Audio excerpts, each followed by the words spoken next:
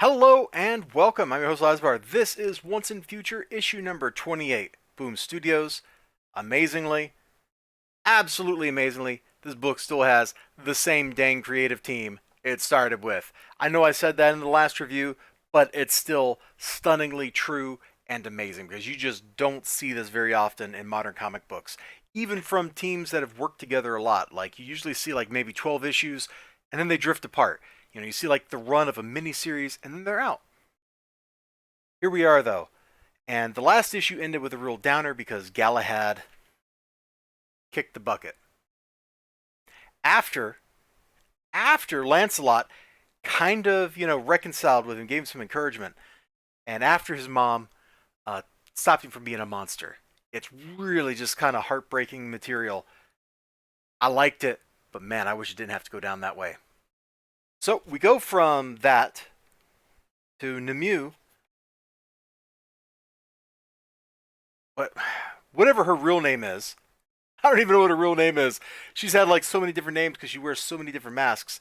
But she talks to the lake ladies and she gets something, takes it. Now you're wondering, why is she going back there to Merlin, who basically made her kid into a monster?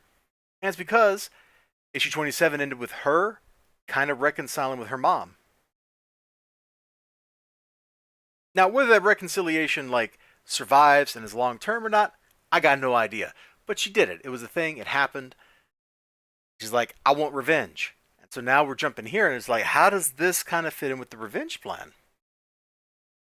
Well, you gotta watch and see. Because you know what she brought, right? You know what she brought? Yeah, that's right, Excalibur.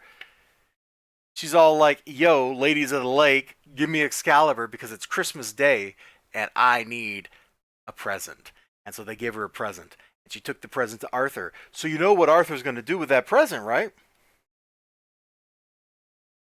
If you don't know what Arthur's going to do with that present, I got one hint. Oh, look, there goes the French Le Mort d'Arthur, King Arthur, getting absolutely splat murdered right there. It's cool though. It's cool because that is before the staple. Then right at the staple, we're just going to stop here, showing stuff in the book off. Right at the staple is when they unleash King Lear. So Lear is busy drowning England in rain because water god before he was King Lear. He wants the sword. He can't have the sword. So now he's keeping everybody away from the sword. And our protagonists, Grandma and Homeboy, go deal with, their plan. They're gonna get the waters of the Leith River or whatever. I don't know how to pronounce that word. Sorry, it's Greek. And do stuff and carry out that plan that they've been talking about for one or two issues now. So as long as it's raining, as long as Lear's there, as long as those bells are ringing because of Christmas, things are kind of chill. But then Christmas ends, and that's probably a bad thing for everybody because now Sword in the Stone is just hanging loose and ready to be gotten by whoever wants to get it.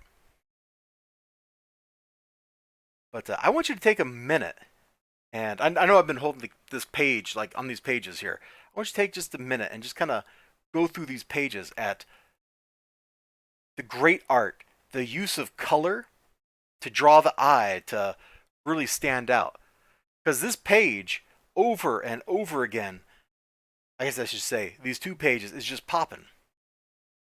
It's dark and rainy, right? It's dark and rainy. But some of the things, make sure that you notice them to make sure that your eye looks where they're going. Like here, boom, you want an action shot? Soldiers fighting King Lear. It shall be me, it shall be. And then, ineffectively, splat. He just splats right on the sword, splat. And he gets mad. And so now, from all this blue, lightning strikes and stuff. Back, my lord. Not today, but soon. We still have pretenders to murder. Of course, the Sword and Stone is supposed to be Excalibur in some versions of these myths. I don't know, bro. I don't know. Arthurian myths are so mixed up. It's crazy.